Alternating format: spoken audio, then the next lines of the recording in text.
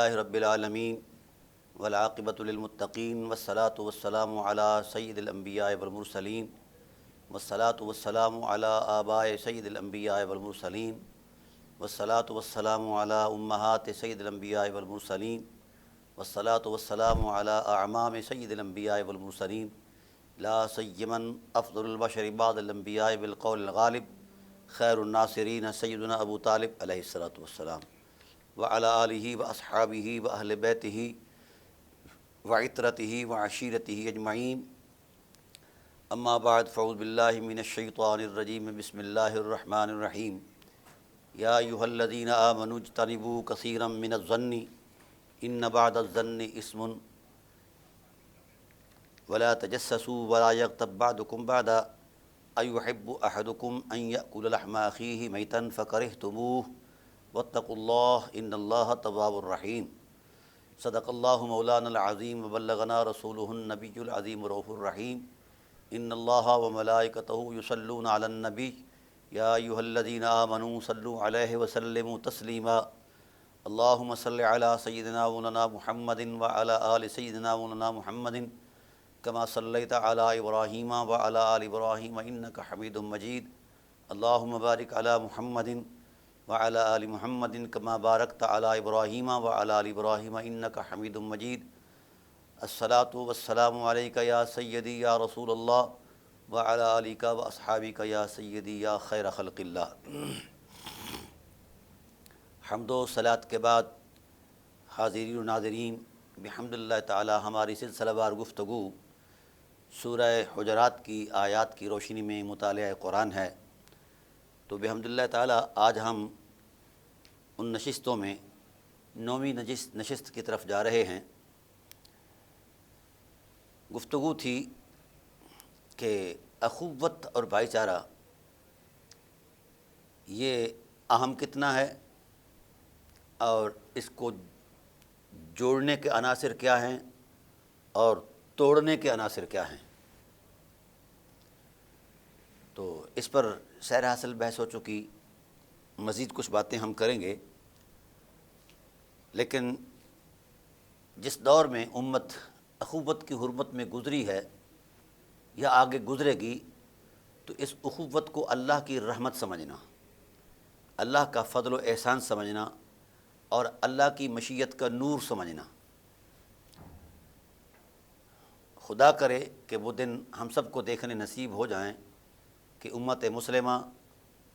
اخوت دینی کے مطابق ایک دوسرے کے مرتبے کا لحاظ رکھتے ہوئے، ایک دوسرے کے تقدس کا احترام کرتے ہوئے مل جل کر زندگی بتائیں، اور آنے والی نسلیں جو ہیں وہ مشعل راہ سمجھیں ہمارے طرز عمل کو۔ خدا کرے وہ ہمیں توفیق میسر آ جائے۔ یاد رکھنا، اقوام عالم کے اندر ہم نے جس وقت قوموں کا عروج و زوال پڑھا اور قوموں کے نشیب و فراز پڑھے اور ان کے اسباب تلاش کیے، تو وہ یہی نظر آئے، خاص کر مسلم امہ کے اندر، جہاں کہیں بھی اسے پریشانیوں سے دو چار ہونا پڑا، اپنے رویوں کی بنیاد پر ایسا ہونا پڑا، اور ان رویوں کے اندر جو پیچھے جذبات کار فرما تھے وہ خود غرضی پر مبنی تھے، ان جذبات کا کوئی دینی مقصد نہیں تھا، نہ وہ اخلاص پر تھے۔ امت کا شیرازہ خلافت راشدہ کے بعد جب بکھرا، حالانکہ وہ نبی کریم صلی اللہ علیہ وآلہ وسلم کے زمانہ اقدس کے قریب تر کا زمانہ تھا، 30 ہجری کے بعد جس وقت اس پاکیزہ ماحول کے اندر وہ لوگ در آئے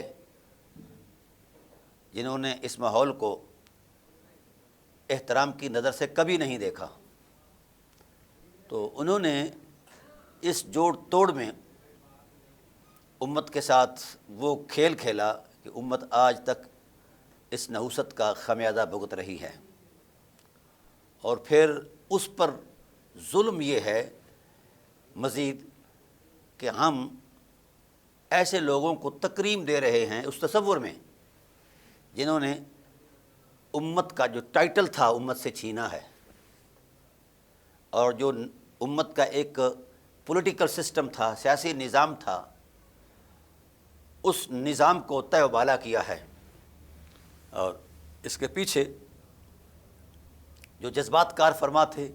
اس کی بھی کئی سو سال کی پہلے کی تاریخ ہے۔ اس تاریخ سے جب لے کر اور اس بھیانک نتائج تک جب ہم پہنچتے ہیں تو ہر دور کا ایک اپنا المیہ رہا ہے، اور ہر دور میں جو اس دور کا شخص مد مقابل آیا دینی حرمتوں کے،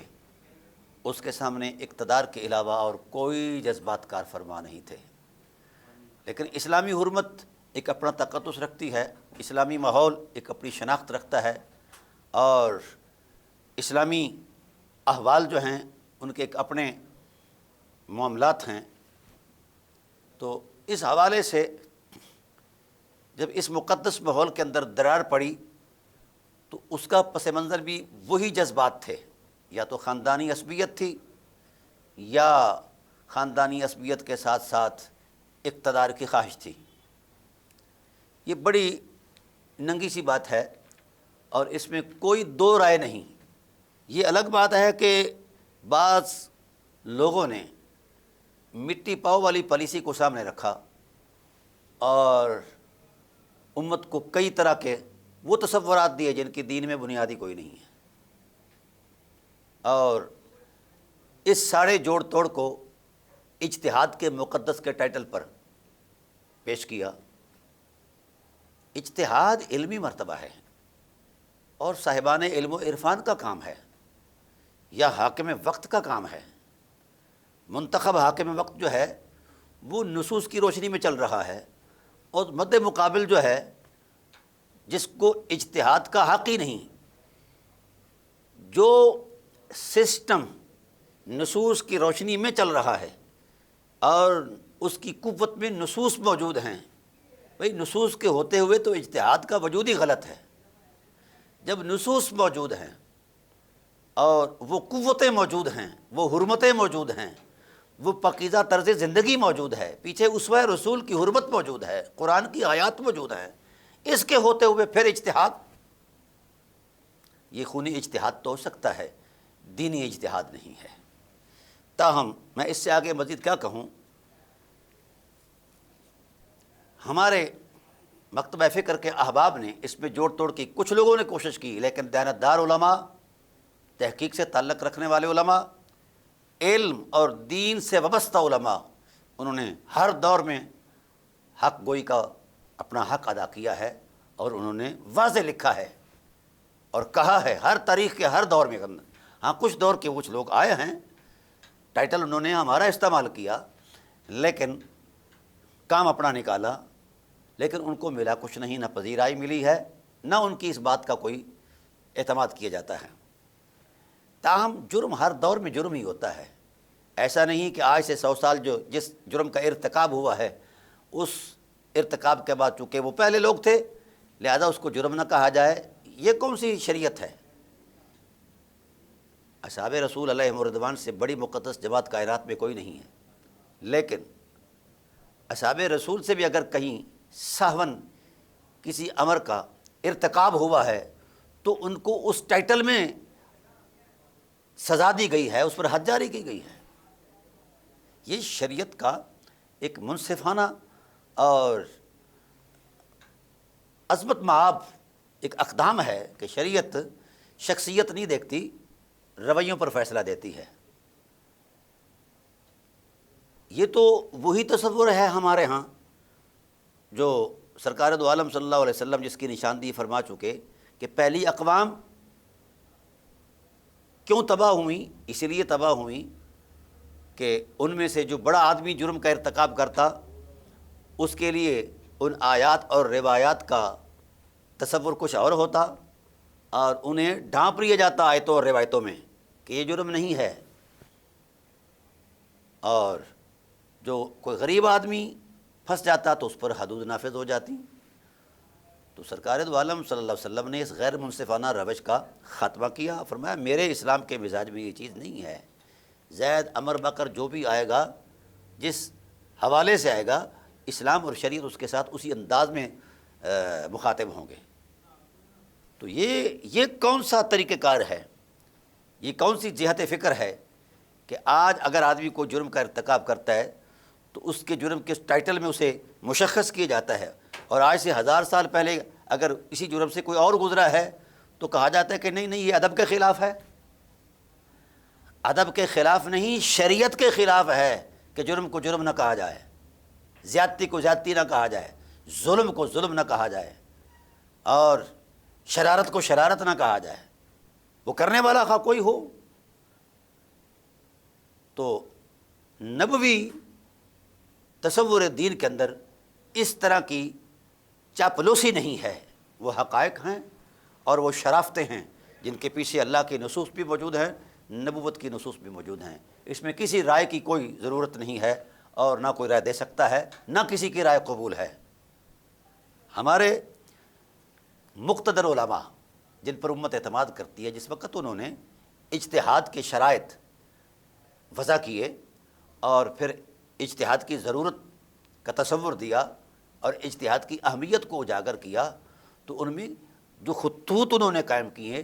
ان خطوط کے منظر نامے میں بھی دیکھ لیا جائے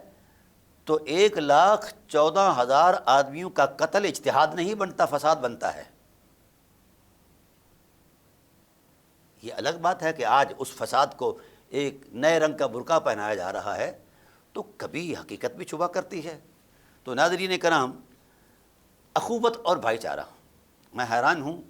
سید عالم صلی اللہ علیہ وآلہ وسلم کی پاکیزہ تعلیمات کے، کہ جس وقت آپ نے اخوت اور بھائی چارے کا تصور دیا اور اپنا سیرت کا نور عطا فرمایا، تو پھر جو عرب کا سب سے زیادہ مالدار شخص تھا، سب سے بڑا امیر تھا، سونے کا تاجر تھا، وہ اور خوبصورت بھی تھا، خوبصیرت بھی تھا، صحابی بھی تھا، برسر آوردہ شخص بھی تھا، اور اسے دینی تشخص میں عشرہ مبشرہ میں بھی شامل کیا جاتا ہے۔ اتنا بڑا مقدس وجود، اتنی بڑی حرمت والا، حمیت والا، شخصیت والا، ایک غلام کے سامنے ایک تھالی میں ایک تشت میں بیٹھ کر وہ کھا رہا ہے، غلام بھی کالا ہے، اور آیا بھی وہ نسل در نسل غلامی کی صورت میں آیا ہے۔ تو یہ ہے اخوت اور بھائی چارہ، اور یہ ہے اسلامی مساوات کہ عبد الرحمن بن عوف رضی اللہ تعالیٰ عنہ اور حضرت بلال ایک تشت میں کھا رہے ہیں، اور پھر اس سے آگے بڑھ کر حضرت عبد الرحمن بن عوف رضی اللہ تعالیٰ عنہ نے اپنی سگی بہن کا رشتہ اپنے بھائی حضرت بلال کو دیا۔ یہ ہے اخوت کی وہ روشنی جسے ہم اسوہ بھی کہہ سکتے ہیں، محبت بھی کہہ سکتے ہیں، حقیقت بھی کہہ سکتے ہیں، اور نقوش عظمت بھی کہہ سکتے ہیں۔ کیا انہیں نہیں پتہ کہ حضرت بلال رنگ کے بھی کالے ہیں اور اپنی ذات کے اعتبار سے ایک غلام ہیں، اور پس منظر اور خاندانی اعتبار سے ایک معمولی طرز کے لوگ ہیں، جو عرب کلچر کا سٹیٹس تھا، لیکن جب اسلام کا نور قلب و روح میں سمایا تو پھر عبد الرحمن کو وہ اونچ نیچ، عبد الرحمن بن عوف رضی اللہ عنہ کو وہ اونچ نیچ نظر نہیں آئی۔ انہوں نے بلال کے ساتھ ایک دسترخوان خان پر بیٹھ کر کھایا، اور پھر حضرت صہیب رومی ہے، اور بے شمار ایسے غربا ہیں۔ بلکہ اسلام تو اس حد تک آگے چلا گیا اس اخوت میں کہ 400 سے زائد لوگ تھے جن کو گھروں سے دھکے مار کر نکالا گیا تھا، جن سے معاشرہ نفرت کرتا تھا، جن کی غربت کا مذاق اڑایا جاتا تھا، اور جن کی قسم پرسی پر انگلیاں اٹھائی جاتی تھی۔ جو ہی وہ دامن رسالت میں آئے تو رسول اللہ صلی اللہ علیہ وآلہ وسلم نے نبوی رحمت کے دامن میں انہیں پناہ عطا فرمائی اور ان کی تعلیم فرمائی، اور وہ پہلی یونیورسٹی ہے اسلام کی، صفا، اس پر وہ بیٹھے، اور یہ سلسلہ چلتا رہا۔ بڑے لوگوں نے کہا، بڑی قد و قامت، بڑے سرمایہ والے لوگوں نے کہا کہ اے محمد، اگر آپ ہمیں اپنے دین کی بابت کچھ سکھانا چاہتے ہیں تو پھر ہماری یہ شایان شان نہیں کہ ہم ان مسکینوں کے ساتھ بیٹھیں اور ان کے ساتھ بیٹھ کر ہم آپ سے بات کریں، یہ ہماری شایان شان نہیں۔ ان کو اٹھاؤ، اور ہم چاہیں گے کہ آپ سے بالمشافہ ملاقات کریں، پھر آپ کی بات سنیں۔ ابھی قلب نبوت میں یہ بات آئی کہ پیغام دین دینا ہے، چلو کسی بھی جہت سے، کسی بھی طرز سے دیا جا سکے، لیکن اب قلب نبوت میں یہ بات آئی، ادھر وحی آ گئی۔ اللہ تعالیٰ نے ارشاد فرمایا وَاصْبِرْ نَفْسَكَ مَعَ الَّذِينَ يَدْعُونَ رَبَّهُمْ بِالْغَدَاةِ وَالْعَشِيِّ۔ محبوب یہ مالدار، یہ بڑے لوگ اپنی بڑائی کو سامنے رکھ کر آپ سے بات کرنا چاہتے ہیں، اور جو لوگ آپ کے پاس بیٹھے ہیں بے شک یہ مسکین صحیح، یہ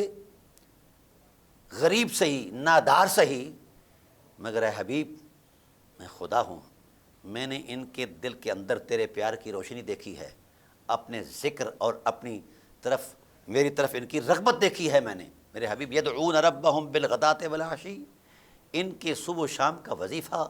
طرز تفکر، طرز عمل، طرز گفتگو اللہ کے رب کی یاد ہے۔ میرے حبیب کیا یہ سرمایہ نہیں ہے؟ میری یادوں میں انسان کا کھویا رہنا یہ سرمایہ نہیں ہے؟ میرے پیار میں سرشار رہنا یہ سرمایہ نہیں ہے؟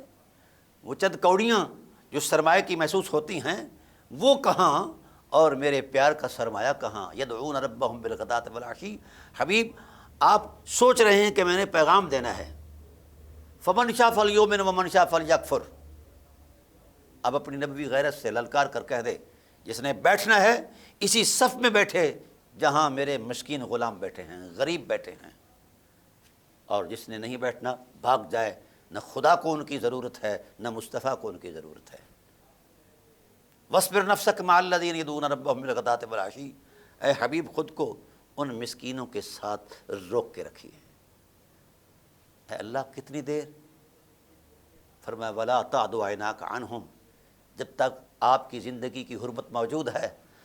زندگی کی رمق موجود ہے، تب تک ان کو اٹھانا تو دور کی بات ہے، ان سے نگاہیں بھی نہیں پھیرنی، نظر بھی نہیں ہٹانی۔ جانتے نہیں ان کے من اجلے ہو چکے ہیں میرے پیار کی عظمت میں، اور یہ اسلام کے رشتہ اخوت میں منسلک ہو چکے ہیں۔ ان کو وہی حقوق اور وہی تقدس میسر آ چکا ہے جو ایک بڑے آدمی کو ہوتا ہے اسلام میں۔ تو اس طرح کی مساوات ہیں۔ اسلام کا مقدس اور روشن ماحول جو ہے وہ تو ایسی اونچ نیچ سے پاک ہے جو ہمارے علماء نے تیار کیا ہے کہ جناب والا اگر کوئی غریب آدمی کسی جرم کی پاداش میں مارا جائے یا اسے جناب والا سزا دی جائے تو اس پر تو یہ حدود کا تقدس قائم کیا جاتا ہے کہ یار حد جاری ہوئی ہے، اور جو بڑا آدمی اگر حدود کو بھی توڑ رہا ہے اور حدود الہی کا مذاق اڑا رہا ہے، اس کو بجائے اس کے کہ اس نے یہ ارتکاب کر کے شریعت کا تقدس پامال کیا ہے، بجائے اس کے اس کو اجتہاد کا ٹائٹل دیا جا رہا ہے، یہ کہاں کا انصاف ہے؟ کس نص میں قرآن کے اندر اس طرح کے نشیب و فراز کا تصور دیا گیا ہے؟ وہ کون سی ایسی صورت ہے، وہ کون سا ایسا انصاف ہے خدائے ذوالجلال نے جس کے پیمانے الگ بیان کیے ہوں کہ بڑا آدمی، مولوی آدمی یا غیر مولوی آدمی سے اگر کوئی سرزد ہو جائے کوئی معاملہ تو دونوں میں ایک فرق ہے؟ یہ کہاں ہے؟ کتاب الہی میں یہ نا انصافی نہیں ہے، اور کتاب رسالت میں بھی نہیں ہے۔ یہ ہم نے جوڑ توڑ کر کے خود ساختہ تصور علم دے کر یہ سارا کچھ ان مظالم کو سند جواز دینے کے لیے یا ان مظالم کو چھپانے کے لیے ہم نے یہ سارا کچھ تراشا ہے، اس کے پیچھے کوئی حقیقت نہیں۔ میں نے اس اجتہاد پر باضابطہ ایک کتاب لکھی ہے کہ اس اجتہاد کے پیچھے نیت کیا تھی، معاملات کیا تھے، اور سارے کا سارا تشخص جو ہے میں نے کسی دوسرے مذہب کے کسی ایک سطر سے بھی نہیں اسے اخذ کیا۔ حیرت اس بات پر ہے کہ نصوص قرآن کا مقتضا کچھ ہے اور ہمارے علماء کا طرز فکر کچھ اور ہے۔ اصل نصوص ہیں، کسی مولانا کی ذہنی تراش خراش نہیں ہے۔ امت کے لیے اصل نصوص ہیں جو بارگاہ عظمت الہی سے نازل ہوئی ہیں یا فرمان نبوت سے جاری ہوئی ہیں، انہی کا احترام ہے۔ جو تراش خراش کی گئی ہے اور قرآن کی سادہ نصوص کے ساتھ جو کھلیان کیا گیا ہے، کھلواڑ کیا گیا ہے، اس کے ساتھ نہ امت کا تعلق ہے نہ شریعت کا تعلق ہے۔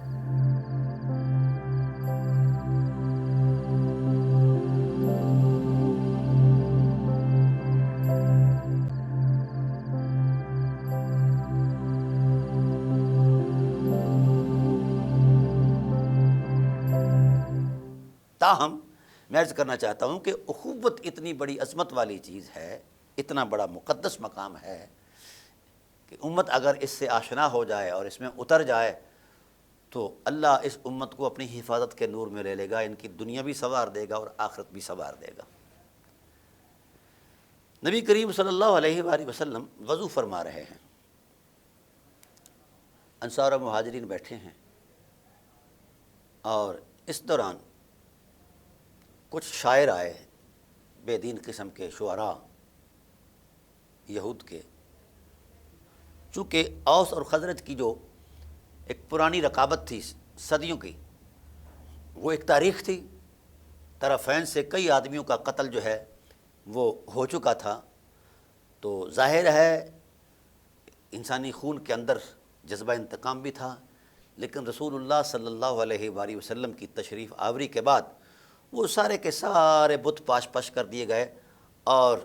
اخوت کو وہ نور عطا کر دیا گیا کہ وہ سارے کے سارے وہ ساری چیزوں کو بھول گئے، پچھلی رکابتوں کو، اور باہم شیر و شکر ہو گئے، کونوا اخوانہ کی حرمت میں اتر گئے۔ اب ہوا یہ بات کفر کو ناگوار گزرا، مولویوں نے شاعر خرید کر پیش کر دیا گیا، ان کو ٹارگٹ دیا گیا کہ ان قبائل کے دھڑوں میں بیٹھ کر تم ان کی پرانی جنگوں کے صدمات کو چھیڑو اور شعر و سخن میں بیان کرو، تاکہ ان کے اندر انتقام کی آگ اٹھے اور یہ آپس میں لڑ مریں اور ہم اپنی موج میلا کریں۔ تو اس طرح کر کے وہ شعراء آئے اور مختلف جتھوں میں بیٹھ گئے، تو ان جنگوں کے حالات جو پس منظر میں 300 صدیوں سے جاری تھی، خون ریزیوں کی جنگیں، وہ چھیڑ چھاڑ شروع کر دی۔ اب ہوا یہ کہ جن کے آباء و اجداد اس زد میں آئے تھے، ظاہر ہے انسانی انتقام کا جو ایک جذبہ ہے، ایک داعیہ ہے، وہ مشتعل تو ہوتا ہے۔ تو ایسا ہوا کہ یہ طبقات جو تھے، یہ قبائل جو تھے، یہ پھر سے مشتعل ہو گیا اور تلواریں میان سے نکل آئیں۔ سید عالم صلی اللہ علیہ وآلہ وسلم کو جب پتہ چلا کہ جس چیز کو ختم کر کے میں نے ایک نئی زندگی کا آغاز دیا تھا انہیں، اب یہ پھر اسی چیز پر قتل و غارت پر تل گئے ہیں، تو سید عالم صلی اللہ علیہ وسلم اپنے خیمہ اقدس سے جلدی سے باہر تشریف لائے اور ارشاد فرمایا کہ لوگو، تم میں اللہ کا رسول بھی ہو اور پھر تم جھگڑا کرو۔ بس جو انصار تھے، جس قبیلے سے تعلق رکھتے تھے، وہ روتے ہوئے حضور کے دربار میں آ گئے کہ یا رسول اللہ، ہم سے خطا ہوئی اور ہمیں بھڑکایا گیا ہے۔ آپ صلی اللہ علیہ وسلم نے دعا بھی فرمائی، شفقت بھی فرمائی، معافی بھی عطا فرمائی۔ وہ لوگ کہتے ہیں کہ وقتی طور پر ٹھپ چند تو ہو گیا، لیکن قلب و روح کی گرمی میں ابھی وہ اشتعال موجود تھا۔ سید عالم صلی اللہ علیہ وآلہ وسلم وضو فرما رہے ہیں، تو ہمارے شوق عشق نے ہمیں آمادہ محبت کیا کہ ہم دوڑ کر آئے حضور صلی اللہ علیہ وسلم کے وضو مبارک کا جو غسالہ تھا، جو پانی مبارک اعضائے رحمت سے نیچے آتا تھا، ہم اس پانی کو اپنے ہاتھوں پر لے رہے ہیں اور اپنے چہروں پر مل رہے ہیں، اپنے وجودوں پر مس کر رہے ہیں۔ تو یہ محبت کا ایک نیا جہان تھا اور نیا طرز ذوق تھا۔ تو اس تصور میں ہم نے وہ پانی اپنے اوپر لیا، تو جس کے پاس پانی نہیں تھا یا جس کا ہاتھ نہیں پہنچ سکا اس تری کو لینے کے لیے، تو اس نے اپنے کسی بھائی انصاری کے چہرے کو تر دیکھا تو اس کے چہرے سے اپنا چہرہ ملنا شروع کر دیا، رخسار دیکھا تو رخسار ملنا شروع کر دیا، ہاتھ دیکھا تو ہاتھ سے ملنا شروع کر دیا۔ وہ غسالہ نبوت جو ہے، وہ نبی کریم صلی اللہ علیہ وسلم کے مبارک وضو کا جو پانی تھا، وہ اتنا بابرکت ٹھہرا، وہ اتنا مؤثر ٹھہرا، اس کے اعجاز میں اتنی بڑی بلند شان ہوئی کہ ہمارے دلوں کے اندر جو بھڑکنے والے جذبات تھے، رسول اللہ کے اس غسل مبارک، اس وضو مبارک کے جو پانی کی تاثیر تھی، اس کی برکت سے ہمارے سینے مدینے بن گئے، ہم صاف اور شفاف ہو گئے اور ایک دوسرے کے لیے پھر اسی اخوت کی عظمت میں آ گئے۔ یہ ہے وہ جذبہ بیدار جس کی آج بھی ضرورت ہے اور قیامت تک ضرورت ہے۔ حضور نبی کریم صلی اللہ علیہ وآلہ وسلم ہجرت کر کے تشریف لائے، سارے اہل مکہ جو مسلمان ہو چکے تھے وہ بھی آپ صلی اللہ علیہ وسلم کے ساتھ آ گئے، بیوی بچے، رشتہ داریاں، مال اسباب، وہ تمام کا تمام اثاثہ وہ چھوڑ کر آ گئے، صرف تنہا آئے حضور کی محبت کی دولت لے کر۔ اب زندگی کی بحالی کے لیے جو مادی اشیاء کی ضرورت ہے وہ تو ہر دور میں ایک مسئلہ رہی ہے اور ایک موجود ہے. اب پلے بھی کچھ نہیں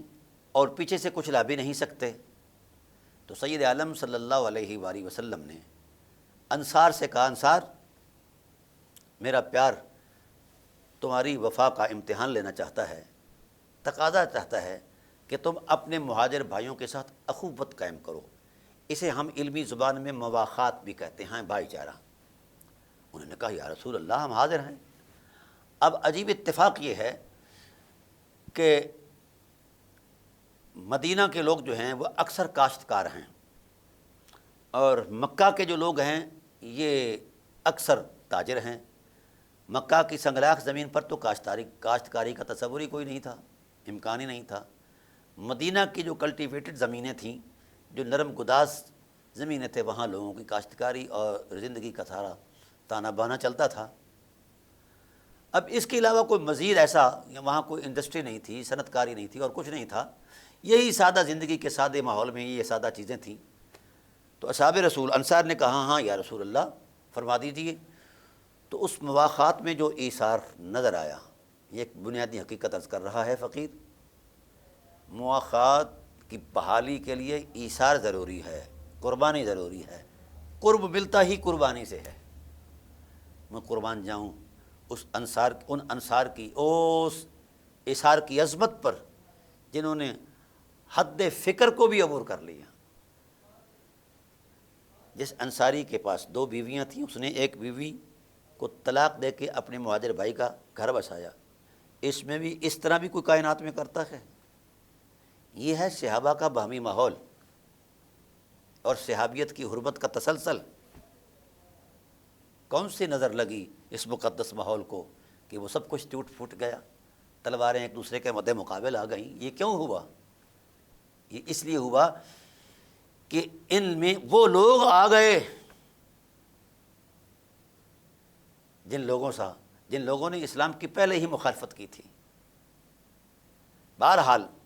اصحاب رسول علیہ رضوان نے، انصار نے اپنی محبت کا اظہار کیا، زمینوں میں شریک کیا. اور عجیب اتفاق یہ ہے کہ مہاجرین کو کاشتکاری نہیں آتی تھی. اہل مدینہ کے بھی سادہ لوگ تھے، ان کو تجارت کے معاملات جو ہیں ان معاملات میں مہارت نہیں تھی. تاہم وہ بڑا عجیب سا ماحول پیدا ہو گیا کہ کاشتکاری کے لیے انہوں نے زمینیں بھی تقسیم کر لیں، لیکن وہ کامیاب کاشتکار قرار نہیں پائے. اور ان کو چونکہ تجربہ ہی نہیں تھا کاشتکاری کا، ذمہ داری کا پتہ ہی نہیں تھا، تو وہ کیسے کامیاب ہوتے ہیں؟ تو سلام ہو انصار کی اس ایثار کی حرمت کو، سلام ہو، لاکھوں سلام ہو، لا تعداد سلام ہو، جو دربار نبوت میں آئے. کہنے لگے یا رسول اللہ یہ کامیاب نہیں ہو سکتے کیونکہ ان کا تجربہ اور مشاہدہ اس سے متعلق ہی نہیں ہے، یہ تاجر قسم کے لوگ ہیں. تو آپ نے فرمایا اس مسئلے کا کوئی حل تو ہے نا. عرض کی جہاں پناہ عالم ہمارے سماج میں، معاشرے میں، کلچر میں اور ہمارے اس روایتی ماحول کے اندر ایک چیز موجود ہے کہ ایک شخص کی زمین ہوتی ہے اور جس کی زمین نہیں ہوتی وہ ذمہ دار آدمی کی زمین کے ساتھ وہ سانجھی کرتا ہے اور اس میں وہ شریک ہوتا ہے. لیکن اس میں ایک طریقہ کار ہے جو آ کر سانجھ ملاتا ہے، جو آ کر شراکت کرتا ہے، چونکہ وہ زمین کا مالک نہیں ہے، وہ تو مزدوری کے لیے آیا ہے. تو وہ کہتا ہے کہ مزدوری میں کروں گا اور اس زمین سے جو پیداوار ہوگی آپ کو بھی ملے گی اور مجھے بھی ملے گی. حصہ داری، اس کو مزارعت کہتے ہیں، ہاں جی، یا دوسرے ٹائٹل میں مزاربت کہہ لو. تو اس مزارعت پر انہوں نے کہا کہ یا رسول اللہ جن لوگوں کے پاس زمینیں نہیں ہوتی وہ ہمارے مزارع ہوتے ہیں اور وہ مزارعت کرتے ہیں. ہمارا بھی گزارا چلتا ہے، ان کا بھی چلتا ہے، لیکن ہمارے ہاں طریقہ کار یہ ہے کہ مالک کام نہیں کرتا اور کام وہ مزدور آدمی کرتا ہے، وہ مزارع کرتا ہے اور مالک اپنی زمین کا حصہ تقسیم کر کے جو اسے آتا ہے لے لیتا ہے. اس طرح چلتا ہے ہمارے ہاں سسٹم. اب اگر ہم ان کو مزارع بنائیں تو ان کو تو ان کی جو ہم نے ان کی ملکیت میں زمینیں دی تھیں وہ بھی ان سے نہیں سنبھالی گئی تو مزارعت نہیں چل سکے گی. تو آقا ہماری ایک خواہش ہے، تمنا ہے اور بے قرار تمنا ہے، وہ یہ ہے کہ ایسا کرو کہ ہم چونکہ یہ مہارتیں جانتے ہیں کاشتکاری کی، لہذا ہم کاشتکاری کریں گے۔ ایسا کرو کہ اپنی رحمت اور شفقت بھرے لفظوں سے یہ جو ہمارے نام الاٹڈ زمینیں ہیں ہمارے آباء و اجداد کی اور شروع سے یا جو ہم نے خریدی ہیں، یہ ساری زمینوں کا مالک ہمارے مہاجر بھائیوں کو بنایا جائے اور ہم مزارع بن کر ان کی خدمت کریں گے، یہ بھی کھاتے رہیں گے، ہم بھی کھاتے رہیں گے۔ یہ ایثار ہے، یہ اخوت ہے، یہ بھائی چارہ ہے۔ اسے کہتے ہیں اسلام کی تعلیمات کا صحیح عنوان۔ کبھی کوئی ایسا ہوا، کوئی شخص تجربے میں بتا دے کہ کوئی کسی کو مرلہ دے رہا ہو کہ یار میں اس کا پہلے مالک تھا اب تو مالک ہو گیا ہے؟ ایسا کوئی بھی نہیں کرتا۔ لیکن سلام نیاز پیش کرتا ہوں ان انصار مدینہ کی، ان ارواح طیبات کو جنہوں نے خود کو نوکر بننا پسند کیا اور مہاجرین جن کے ساتھ ان کی اخوت اور مواخات قائم تھیں ان کو جناب والا مالک بنانا پسند کیا۔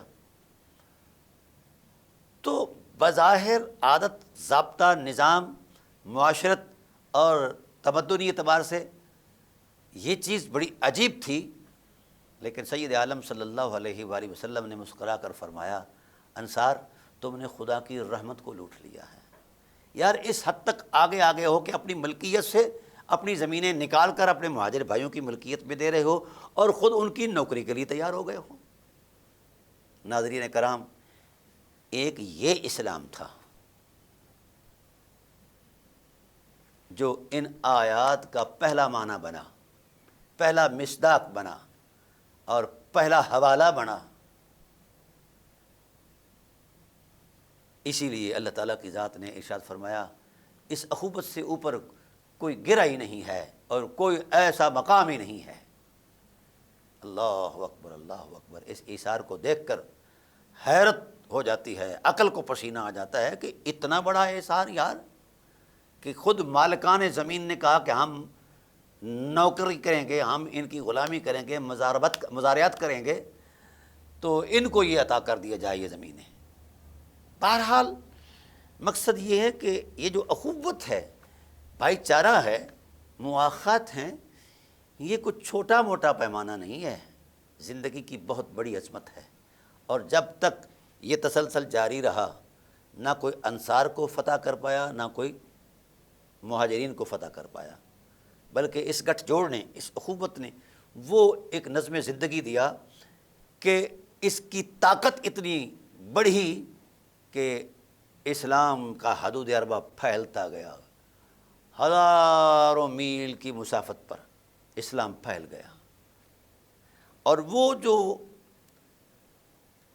اصحاب صفہ تھے، جتنا پیار ان کو ملا ہے، وہ پیار کے نشے میں اتنے سرشار تھے کہ انہوں نے وہاں سے فراغت کے بعد روئے زمین پر اسلام کی تعلیمات کو عام کر دیا ہے۔ یہ پہلی درسگاہ تھی باضابطہ اسلام کی، اور اس درسگاہ کے اندر جتنے بھی طلاب تھے ان کو جس وقت اسلامی اخوت کی نظم میں پرویا گیا تو پھر نہیں کسی نے کہا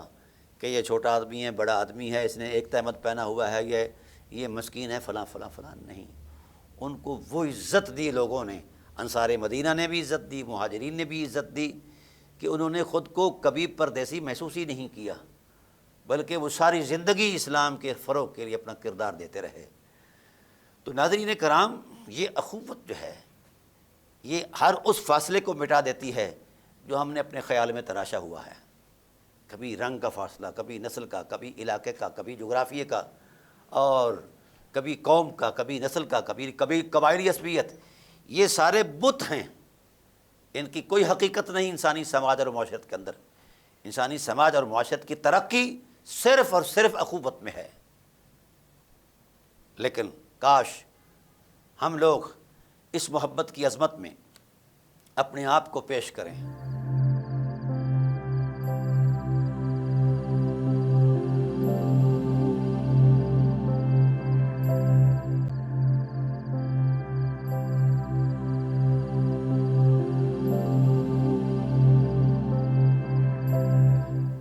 علماء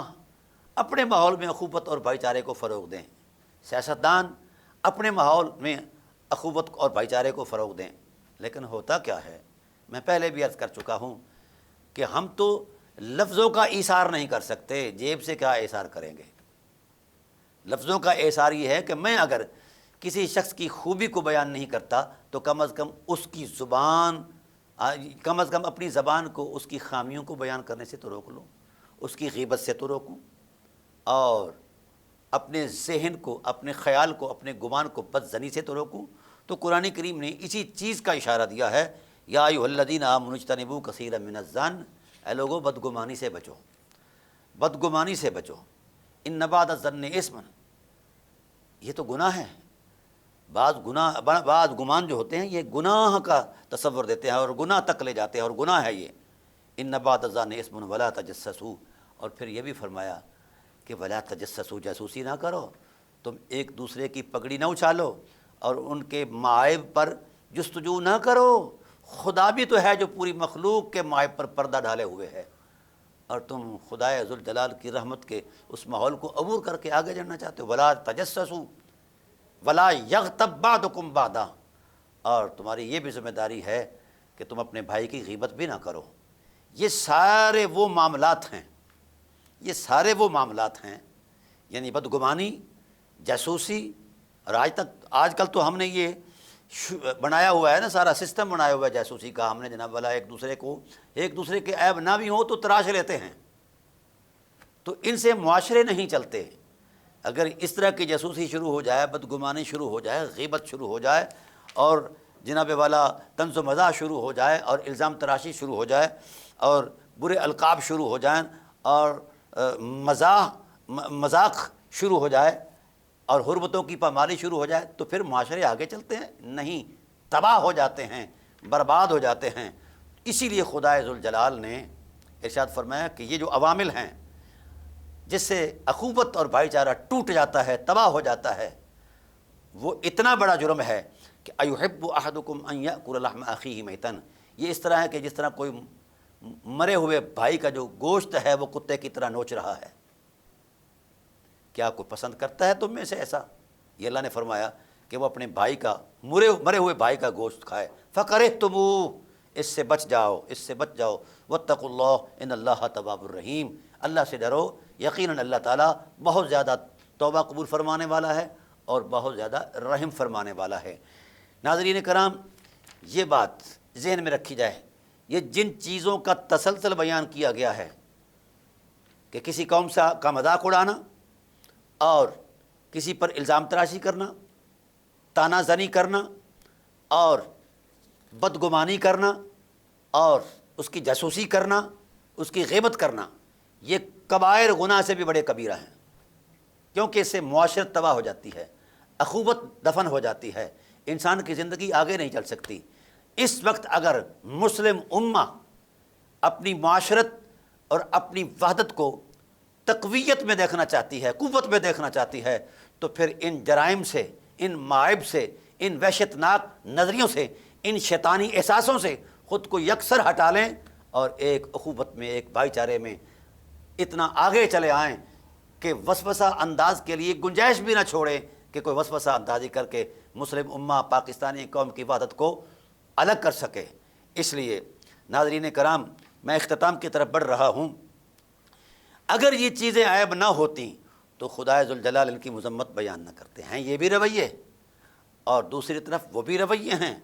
بھائی چارہ ہے، اخلاص ہے، اخلاق ہے، ایثار ہے، اور باہمی محبت ہے، حیا ہے، ایک دوسرے کا بھرم ہے۔ یہ وہ رویے ہیں جن کے تقدس میں قرآن کریم کی سینکڑوں آیات نازل فرمائی گئی ہیں، اور یہ کب پیدا ہوتے ہیں؟ جب صبر آئے، استقامت آئے، خدائے ذوالجلال کی عظمت پر کامل یقین ہو، رسالت پر کامل یقین ہو۔ یہ جس من میں یقین کامل ہے عظمت رسول کا اور شریعت رسول کا، اس من میں یہ جذبے بیداری نہیں ہو سکتے، اور جس کے یقین میں کمزوری ہے تو وہ اپنا یقین درست کرے اور ان جذبوں سے سرشار ہو جائے جن کی ترغیب قرآن دیتا ہے، اور جن سے قرآن بچنے کی ترغیب دے رہا ہے، ان سے بچا جائے۔ یہی بقا ہے، یہی انسانیت ہے، یہی اسلام کی سادہ تعلیمات ہیں۔ اس سے کم پر کوئی سودا نہیں، نہ کوئی کمپرومائز ہے۔ باقی فلسفے ہیں، ہر ایک نے اپنا گھڑا ہوا ہے، مذہبوں نے اپنا گھڑا ہوا ہے، مسلکوں نے اپنا گھڑا ہوا ہے، اور مشربوں نے اپنی تراش خراش کی ہوئی ہے۔ کسی کے پلے کوئی شے نہیں، جس کے دامن میں قرآن ہے اور اپنی حرمت کے ساتھ ہے، وہی سچا ہے، خواہ وہ کہیں کسی چھوٹے مقام پر بھی بیٹھا ہے۔ اور جس کے دامن میں قرآن نہیں ہے اور یہ اخلاقی رویہ نہیں ہے، وہ کعبے کا امام بھی بن جائے تو بھی امت میں وہ کبھی مفید نہیں ہو سکتا۔ اللہ تعالیٰ کی بارگاہ رحمت و عظمت میں دعا ہے کہ اللہ تعالیٰ میری آپ کی حاضری کو شرف قبولی سے سرفراز فرمائے، اور جو پلیدگیاں اللہ تعالیٰ کی ذات نے جن کی نشاندہی کی، اللہ تعالیٰ ان سے بچنے کی توفیق نصیب فرمائے، اور جن خوبیوں کو اللہ نے اپنانے کی حکم دیا ہے اپنانے کا، اللہ ان خوبیوں کو اپنانے کی توفیق نصیب فرمائے۔ انشاءاللہ بقیہ اگلی نشست کے اندر ہم بیان کریں گے۔